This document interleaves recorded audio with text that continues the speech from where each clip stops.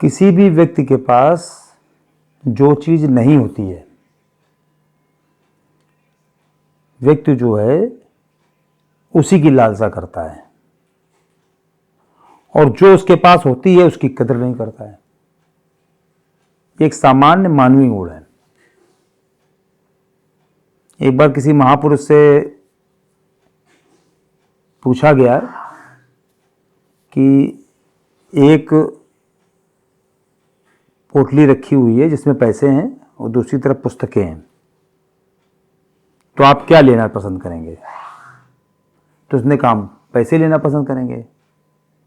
कहने अरे आप तो इतने बड़े मतलब पढ़े लिखे आदमी हैं, इतने महापुरुष हैं, इतने महान व्यक्ति हैं, तब भी आप पैसे लेना पसंद करेंगे? कहने की किताबें तुम्हारे पास आई हैं, वो तो हम पढ़ ही चुके हैं। जो हमारे पास नहीं है वही तो हम लेंगे, जो हमारे पास है वो हम क्यों लेंगे? मतलब ये सामान्य मानवीय गुण है। और ये चीज जो है आप देखो कि जो मानवीय संबंधों में भी बहुत ज्यादा अप्लाई करती है। जैसे कि जो व्यक्ति उसके पास रहता है,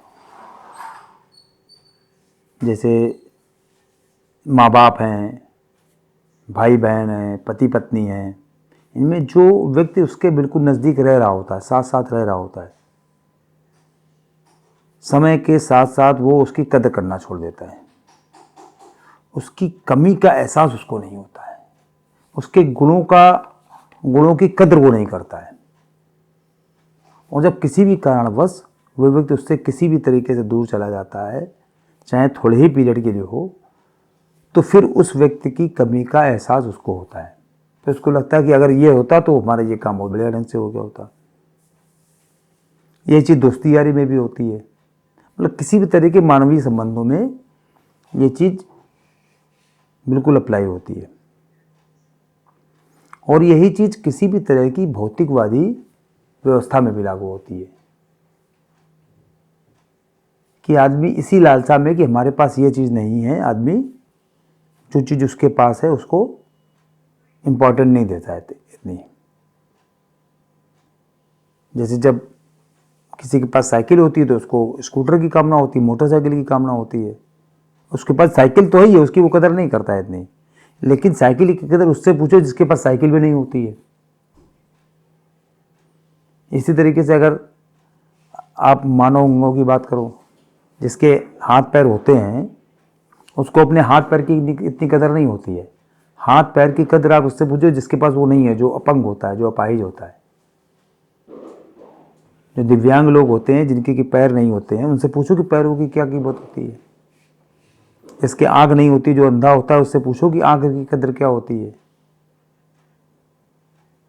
तो आदमी पास जो चीज़ है उसकी कदर नहीं करता है। वो अपना शरीर में जो जो चीज़ें उसके पास हैं उसको लगता ही नहीं, उसको एहसास ही नहीं होता है कि हमारे पास कितनी कीमती चीज़ें हैं। और उनकी एक तरह से अवहेलना करता है, वो उनका मिसयूज भी करता है उन चीज़ों का। अपने शरीर का आदमी कितना मिसयूज करता है, और जब वही शरीर के वो अंग उसके काम करने बंद कर देते हैं, साथ देना बंद कर देते हैं, तब उसको समझ में आता है उस अंग की कीमत।